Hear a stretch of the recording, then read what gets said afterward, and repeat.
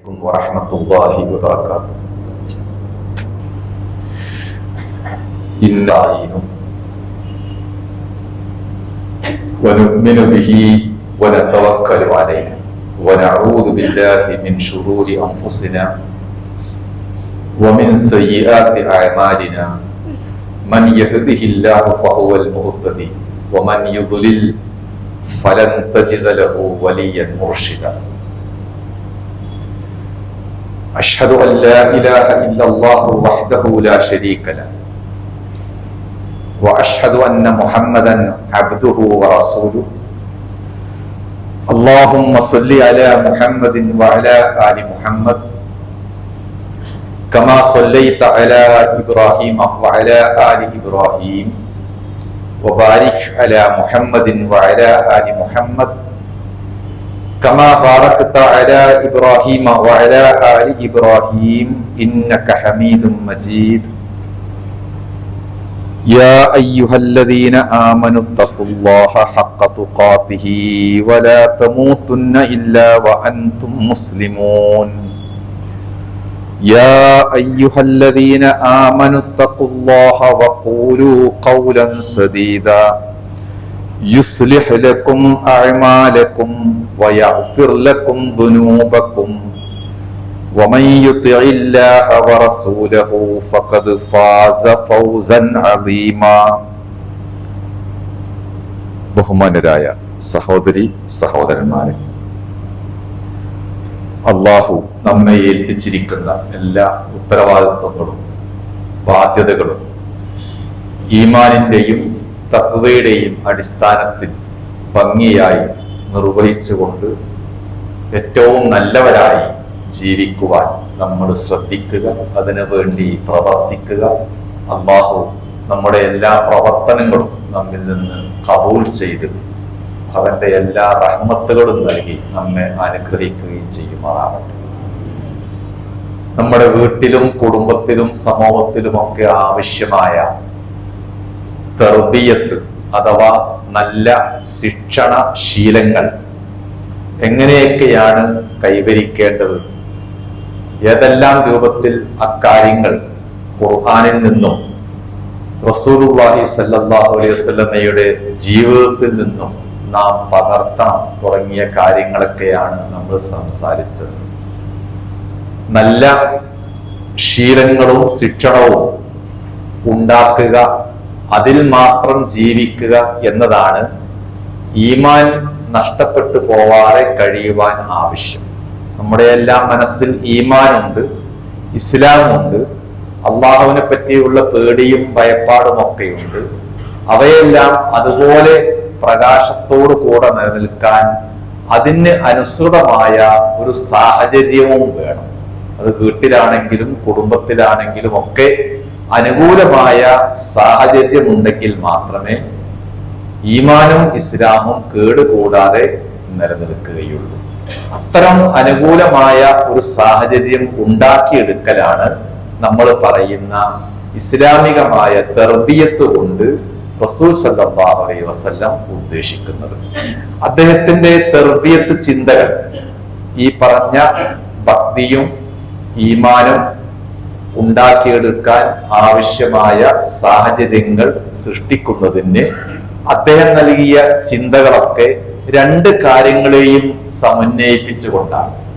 ഒന്ന്, ആരാധനകൾ, ഒരു ഭേദഗതിയും മാറ്റവുമില്ലാതെ നമ്മൾ നിർബന്ധമായും ചെയ്തിരിക്കേണ്ട ഇബാദത്തുകൾ. മറ്റൊന്ന്, ആരാധനകൾക്ക് പുറമെയുള്ള ആചാരപരമായ കാര്യങ്ങൾ, വീട്ടില് കുടുംബത്തില് മക്കളോട് മറ്റുള്ളവരോട് തുടങ്ങിയുള്ള ഇടപാടുകളും സമ്പർക്കങ്ങളും ഒക്കെ അതിന്റെ ഭാഗമാണ്. ഈ രണ്ട് കാര്യങ്ങളും ഒരേപോലെ ഒരു വ്യക്തിയിൽ ഉണ്ടാകുന്ന രൂപത്തിലാണ് റസൂലുള്ളാഹി സ്വല്ലല്ലാഹു അലൈഹി വസല്ലം തർബിയത്ത് നൽകിക്കൊണ്ടിരുന്നത്. അത് മനസ്സിലാവാൻ അദ്ദേഹം മുആദ് റളിയല്ലാഹു അൻഹുവിന് നൽകുന്ന ചില ഉപദേശങ്ങൾ കേട്ടാൽ മതിയാകും. അദ്ദേഹത്തോട് ഒരിക്കൽ 8-10 കാര്യങ്ങൾ പറഞ്ഞുകൊണ്ട് ഉപദേശിക്കുകയുണ്ടായി. അത് ലാ തുശ്രിക് ബില്ലാഹ് വഇൻ കുത്തിൽത്ത ഔ ഹുരിക്ത. ആദ്യമായിട്ട് പറഞ്ഞത് ശിർക്കില്ലാത്ത, പൂർണ്ണമായും തൗഹീദ് ഉൾക്കൊള്ളുന്ന, അള്ളാഹുവിന് എല്ലാം സമർപ്പിക്കുന്ന ഒരു മുവഹിദായി ജീവിക്കുക എന്നതാണ്. ഒരുപക്ഷെ അങ്ങനെ ജീവിക്കേണ്ടി വരുമ്പോൾ പ്രയാസങ്ങൾ ഉണ്ടാകും. കൊല്ലപ്പെട്ടേക്കും, തീയിൽ എറിയപ്പെട്ടേക്കും. അതൊക്കെ മുമ്പുള്ള പ്രവാചകന്മാർക്ക് ഉണ്ടായിട്ടുമുണ്ട്. അങ്ങനെ എന്ത് പ്രതികൂല സാഹചര്യങ്ങൾ ആണെങ്കിൽ പോലും അള്ളാഹുവിനോടുള്ള ബാധ്യത പ്രഥമവും പ്രധാനവുമായത് അവന്റെ തൗഹീദ് സ്വീകരിച്ചുകൊണ്ട്, അംഗീകരിച്ചുകൊണ്ട് ജീവിക്കുക എന്നതാണ്. അതിൽ ഒരു ഭേദഗതിയും വിട്ടുവീഴ്ചയും നീക്കുപോക്കുമില്ല എന്നതാണ് ഈ തർബിയത്തിന്റെ അടിസ്ഥാനപരമായ ഭാഗം. പിന്നീട് അദ്ദേഹം മുആദിനോട് പറയുന്നത് വലാ തറുക്കന്ന വാലിദൈക. മാതാപിതാക്കൾ, ഉമ്മയും ബാപ്പയും ഒരു മനുഷ്യന്റെ ജീവന് തുല്യം നിൽക്കുന്ന, പകരം വെക്കാനില്ലാത്ത ബന്ധങ്ങളാണ്. അവരോട് ഉള്ള ബന്ധം, സമീപനം എങ്ങനെയായിരിക്കണം? അത് വിനയത്തിൻ്റെതായിരിക്കണം, അനുസരണത്തിൻ്റെതായിരിക്കണം, ബഹുമാനത്തിൻ്റെതുമായിരിക്കണം. ധിക്കാരം അല്ലെങ്കിൽ അഹങ്കാരം, അനുസരണക്കേട് അങ്ങനെയുള്ള ഒന്നും അവർക്ക് നേരെ പാടില്ല.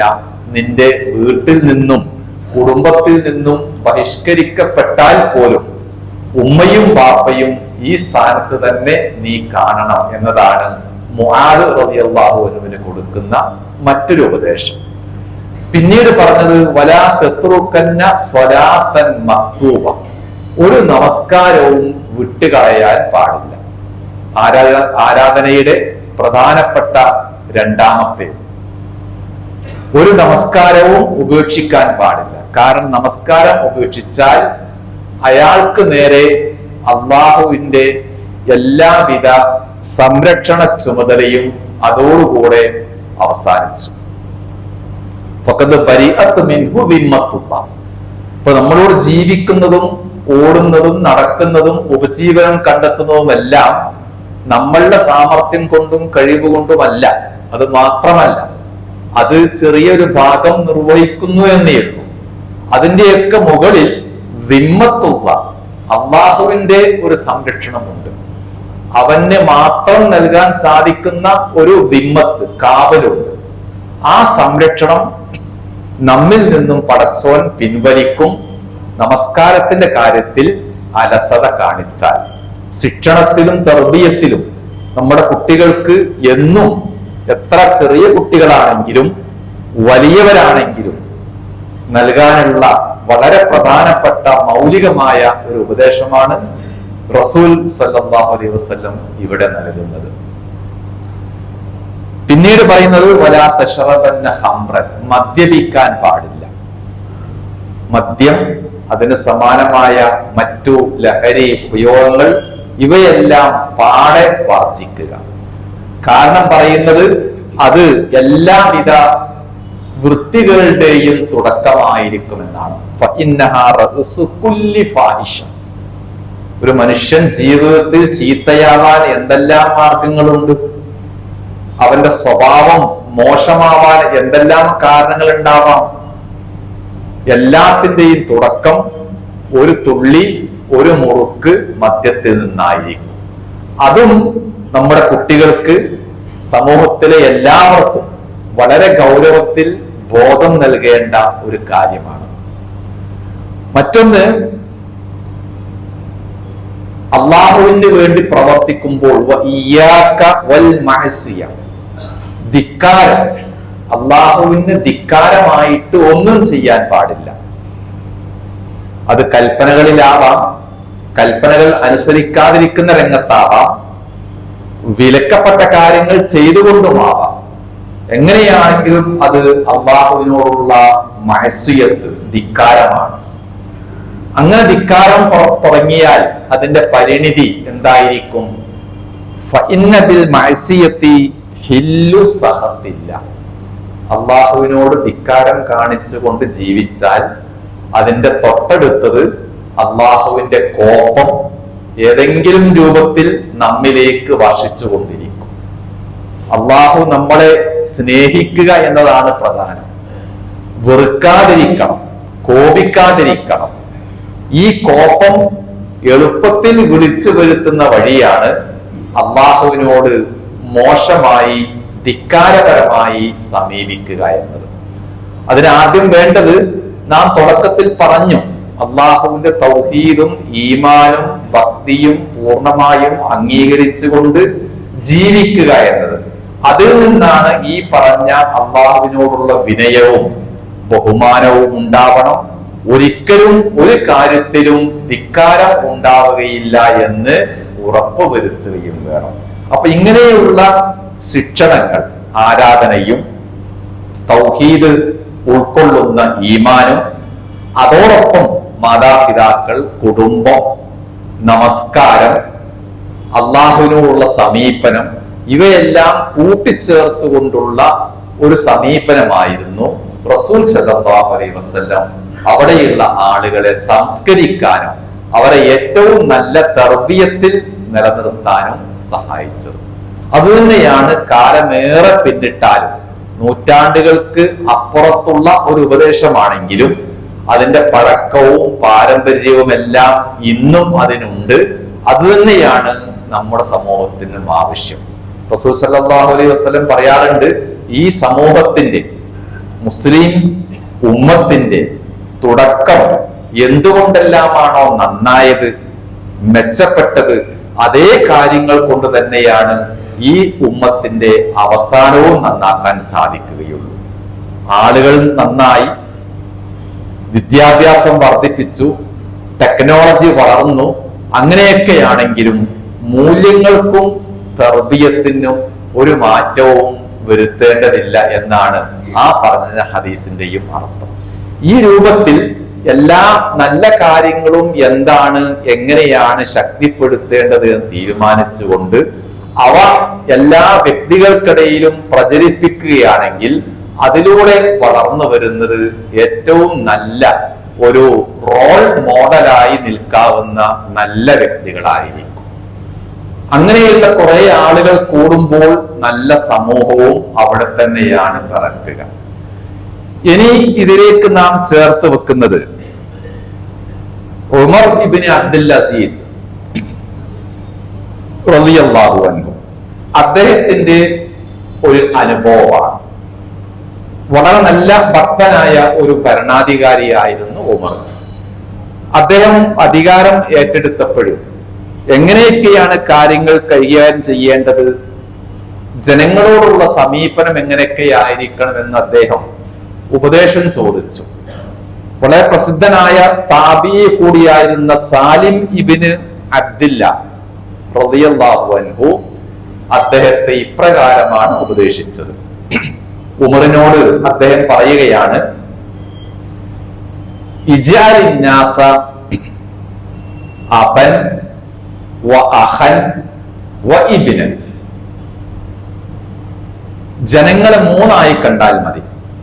ചില ആളുകളെ ബാപ്പയുടെ സ്ഥാനത്ത് കാണേണ്ടി വരും, വേറെ ചില ആളുകളെ സഹോദരന്റെ സ്ഥാനത്ത് കാണേണ്ടി വരും, വേറെയും ചില ആളുകളെ മക്കളുടെ മകന്റെ സ്ഥാനത്ത് കാണേണ്ടി വരും.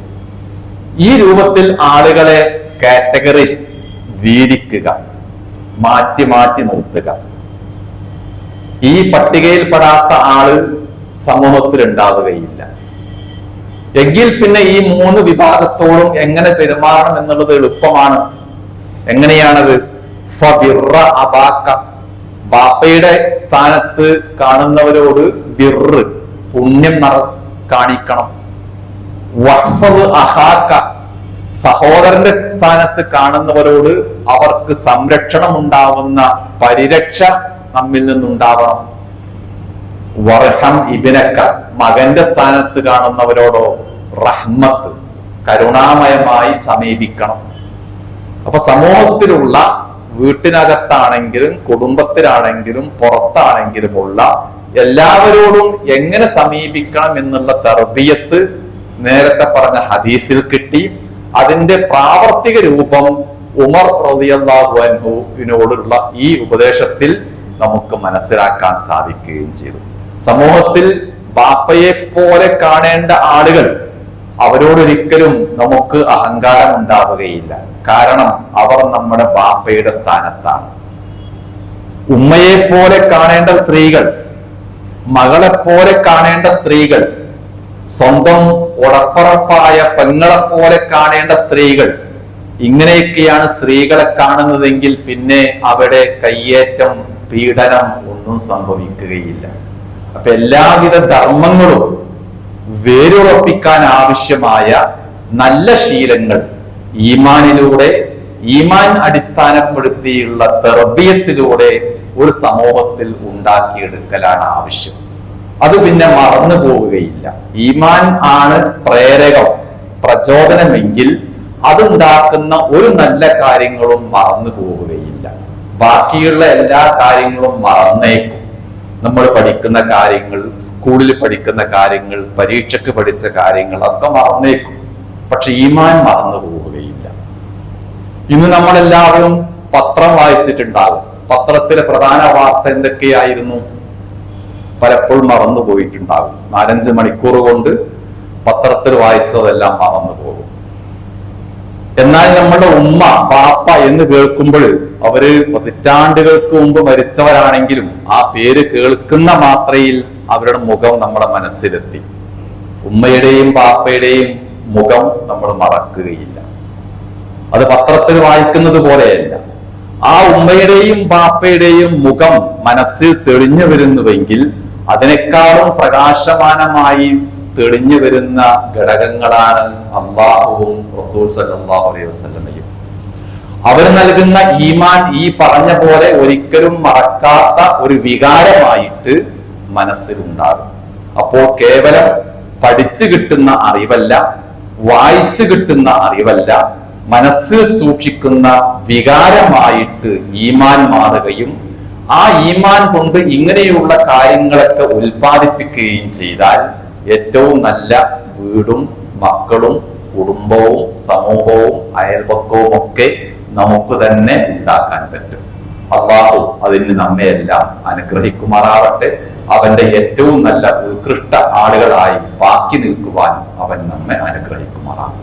അൽഹംദുലില്ലാഹി റബ്ബിൽ ആലമീൻ വൽ ആഖിബത്തു ലിൽ മുത്തഖീൻ നുസല്ലി വനുസല്ലിമു അലാ നബിയിനാ മുഹമ്മദിൻ വഅലാ ആലിഹി വസഹ്ബിഹി അജ്മഈൻ. ഇത്തഖുല്ലാഹ ഇബാദല്ലാഹ്. നമ്മൾ പറഞ്ഞ എല്ലാ കാര്യങ്ങളിലും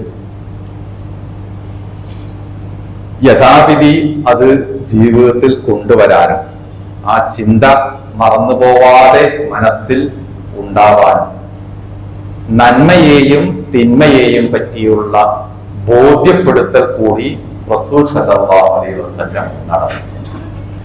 പലപ്പോഴും നല്ല ശീലങ്ങൾ, നല്ല മൂല്യങ്ങൾ, ജീവിതത്തെ നന്മയിലേക്ക് പ്രസരിപ്പിക്കുന്ന ചിന്തകളൊക്കെ മറന്നു പോകുന്നത് അതിന്റെ പിന്നിലുള്ള ഒരു ഹസനത്ത്, ഒരു നന്മ, പുണ്യം ഓർക്കാതിരിക്കുമ്പോഴാണ്. റസൂൽ സല്ലല്ലാഹു അലൈഹി വസല്ലം അത് പ്രത്യേകം പറയുകയുണ്ടായി. ഇദാ സറത്തുക ഹസനതുക വസാഅതുക സയ്യിഅതുക ഫഅൻത മുഅ്മിൻ. നന്മ ഉണ്ടായിക്കൊണ്ടിരിക്കുമ്പോൾ അല്ലെങ്കിൽ ചെയ്യുമ്പോൾ അതിൽ ഒരു മനസ്സംതൃപ്തി വേണം. ആനന്ദിക്കുവാൻ ആ നന്മയിലൂടെ നമ്മുടെ മനസ്സിന് സാധിക്കണം. അതുപോലെ നന്മയല്ലാത്തത് വല്ലതും സംഭവിച്ചു പോകുമ്പോൾ അതിൽ മനസ്സ്, ഹൃദയം നടുങ്ങണം, കുറ്റബോധം ഉണ്ടാവണം, അതിനെപ്പറ്റി കണ്ണീർ വീഴ്ത്താൻ മനസ്സ് പാകപ്പെടണം. അങ്ങനെ നന്മയുടെ ഭാഗത്ത് മനസ്സിനെ പിടിച്ചു കെട്ടുക എന്നതാണ് റസൂൽ സല്ലല്ലാഹു അലൈഹി വസല്ലം ഇങ്ങനെയുള്ള ഒരു തർബിയത്തിന് സ്വീകരിച്ച മറ്റൊരു പരിപാടി. ഖുർആനും ആ കാര്യം പറയുന്നുണ്ട്. നന്മയുടെ ഭാഗത്ത് നിന്നുകൊണ്ട് എങ്ങനെയെല്ലാം ഒരു വിശ്വാസിയെ ശക്തിപ്പെടുത്താൻ സാധിക്കുമോ ആ കാര്യം ഖുർആനും ആവർത്തിക്കുന്നുണ്ട്. മൻ ജാഅ ബിൽ ഹസനതി ഫലഹു അശ്റു അംസാലിഹ വമൻ ജാഅ ബിസ്സയ്യിഅതി ഫലാ യുജ്സാ ഇല്ലാ മിസ്ലുഹാ വഹും ലാ യുസ്ലമൂൻ. ഒരു നന്മയാണ് ഒരാൾ കൂടെ കൊണ്ടു നടക്കുന്നത് എങ്കിൽ, ചെയ്യുന്നത് എങ്കിൽ അതിന്റെ അടുത്ത ഘട്ടം 10 മടങ്ങായി അയാൾക്ക് തിരിച്ചു കിട്ടും. 1ന് 10 എന്ന നിലക്ക് നന്മകൾ വർദ്ധിച്ചുകൊണ്ടേയിരിക്കും. ഇനി തിന്മ സംഭവിക്കുകയാണെങ്കിലോ, തിന്മ സംഭവിച്ചാൽ അതിന്റെ പേരിൽ അതിന് സമാനമായുള്ള ശിക്ഷയും കുറ്റവും മാത്രമേ അയാൾക്ക് ഏൽക്കേണ്ടി വരികയുള്ളൂ. ഒരു രൂപത്തിലും അനീതി അവരോട് കാണിക്കപ്പെടുകയുമില്ല. ഇതാണ് നന്മ എന്നതിന്റെ ഏറ്റവും വിശാലമായ മനസ്സിൽ സൂക്ഷിച്ചിരിക്കേണ്ട അർത്ഥമായിട്ട് ഖുർആനും നബി സല്ലല്ലാഹു അലൈഹി വസല്ലമയും പഠിപ്പിക്കുന്നത്. അങ്ങനെ നന്മയെ വേർതിരിച്ചറിയുകയും നമ്മുടെ ജീവിതത്തിൽ, ഇടപാടുകളിൽ, സമ്പർക്കങ്ങളിൽ, നേരത്തെ പറഞ്ഞ ആരാധനകളിൽ, എല്ലാ കാര്യങ്ങളിലും നന്മ എവിടെ എന്ന് അന്വേഷിക്കുന്ന ഒരു മനസ്സ് ഉണ്ടാക്കിയെടുക്കുകയും ചെയ്യുക എന്നതാണ് നമ്മൾ പറഞ്ഞുകൊണ്ടുവരുന്ന തർബിയത്ത് നിലനിർത്താൻ ആവശ്യമായ മറ്റൊരു കാര്യം. റസൂൽ സല്ലല്ലാഹു അലൈഹി വസല്ലം അത് വേറൊരിക്കൽ പഠിപ്പിക്കുകയുണ്ടായി. നീ നിന്റെ മനസ്സിനോട് ഫത്വ ചോദിക്കുക എന്നാണ് അദ്ദേഹം പഠിപ്പിച്ച മറ്റൊരു ഉപദേശം. ഇസ്തർത്തി കൽപ്പക്ക, മനസ്സിനോട്, ഹൃദയത്തോട് ഫത്വ ചോദിക്കുക. വൈൻ അഫ്താക്കൻ നാസ്, ജനങ്ങൾ നിനക്ക് ഫത്വ, അഭിപ്രായം, ഉപദേശം നൽകിയാൽ, ഒരു സംശയമുണ്ടാകുമ്പോൾ സ്വാഭാവികമായിട്ട് നമ്മൾക്കുണ്ടാകുന്ന പരിഹാര മാർഗമാണ് അതിനെപ്പറ്റി ഫത്വ ചോദിക്കുക എന്നത്. പള്ളിയിലെ ഇമാമിനോടോ മൗലവിയോടോ ചോദിച്ചാൽ അതിന് പരിഹാരവും കിട്ടും. പക്ഷെ ഏറ്റവും നല്ല പരിഹാരം എന്താണ്? നന്മയും തിന്മയും വേർതിരിക്കുന്നിടത്ത്, സത്യവും അസത്യവും വേർതിരിക്കുന്നിടത്ത് ഒരു മൗലവി, ഇമാമ് പറയുന്ന ഫത്വയേക്കാളും മനസ്സിനെ സ്പർശിക്കുന്നത് മനസ്സാക്ഷി നൽകുന്ന ഫത്വയായിരിക്കും. നമ്മളുടെ മനസ്സിൽ ഈമാനും ഈ പറഞ്ഞ നല്ല മൂല്യങ്ങളുമാണ് ഉള്ളവയെങ്കിൽ ആ മനസ്സാക്ഷിയേക്കാളും മനോഹരമായ ഫത്വ നൽകാൻ ലോകത്താർക്കും സാധിക്കുകയില്ല. അതുതന്നെയാണ് റസൂൽ സല്ലല്ലാഹു അലൈഹി വസല്ലം പറഞ്ഞത്, സംശയങ്ങൾ ഉണ്ടോ, ഹസനത്തും സയ്യിഅത്തും, നന്മയും തിന്മയും വേർതിരിക്കാൻ കഴിയാതിരിക്കുന്നുണ്ടോ, ഒരേ ഒരു മാർഗമേ ഉള്ളൂ, നിന്റെ മനസ്സിനോട് അഭിപ്രായം ചോദിക്കുക. ആ രൂപത്തിൽ നമ്മൾ നിലകൊള്ളുന്നത് ഈമാനിന്റെയും ഇസ്ലാമിന്റെയും അകമ്പടിയോടുകൂടെയാണെങ്കിൽ, നമ്മളുടെ വീട്ടിലും കുട്ടികൾക്കുമെല്ലാം ഇടയിൽ അങ്ങനെയുള്ള ഒരു മാഹവും സാഹചര്യമുണ്ടെങ്കിൽ തീർച്ചയായും അത്തരത്തിലുള്ള ഒരു മറുപടി നമുക്ക് സ്വയം ഉണ്ടാക്കാൻ സാധിക്കും. അത് നമുക്ക് തന്നെ പ്രാവർത്തികമാക്കാനും സാധിക്കും. അതിന്റെ നന്മയും ഈ ലോകത്തും അതിനേക്കാളേറെ പരലോകത്തും നമുക്ക് അനുഭവിക്കാനും സാധിക്കും. അള്ളാഹു നമ്മയെല്ലാം അനുഗ്രഹിക്കുമാറാകട്ടെ. എല്ലാവിധ പ്രയാസങ്ങളിൽ നിന്നും രക്ഷ നേടി അവന്റെ ബർക്കത്തിലും റഹ്മത്തിലും തൗഫീക്കിലും ജീവിതം മുന്നോട്ട് കൊണ്ടുപോകുവാൻ പടച്ചവനെ നീ ഞങ്ങളെയെല്ലാം അനുഗ്രഹിക്കണമേ. അള്ളാഹു നമ്മുടെ മാതാപിതാക്കൾക്കും അതുപോലെ കഴിഞ്ഞു പോയ എല്ലാ മുസ്ലിം സഹോദരി സഹോദരന്മാർക്കും മഗ്ഫിറത്ത് നൽകി അനുഗ്രഹിക്കുമാറാവട്ടെ. രോഗികളായി കിടക്കുന്ന എല്ലാവർക്കും അള്ളാഹുവെ നീ ശിഫ നൽകി അനുഗ്രഹിക്കണമേ. ഈ കൂടിയ നമ്മളുടെ ആളുകളിൽ നമ്മുടെ എല്ലാ ആവശ്യങ്ങളും, നമ്മുടെ എല്ലാ ബുദ്ധിമുട്ടുകളും പ്രശ്നങ്ങളും അള്ളാഹുവെ നീ പരിഹരിച്ചുകൊണ്ട് എളുപ്പമുള്ള മാർഗം അള്ളാഹു നമുക്കെല്ലാം ഉണ്ടാക്കി തരുമാറാകട്ടെ. اللهم اغفر للمؤمنين والمؤمنات والمسلمين والمسلمات الأحياء منهم والأموات. اللهم ربنا تقبل منا دعاءنا إنك أنت السميع العليم. اللهم أجرنا من النار وأدخلنا الجنة مع الأبرار يا رب العالمين. اللهم ربنا آتنا في الدنيا حسنة وفي الآخرة حسنة وقنا عذاب النار.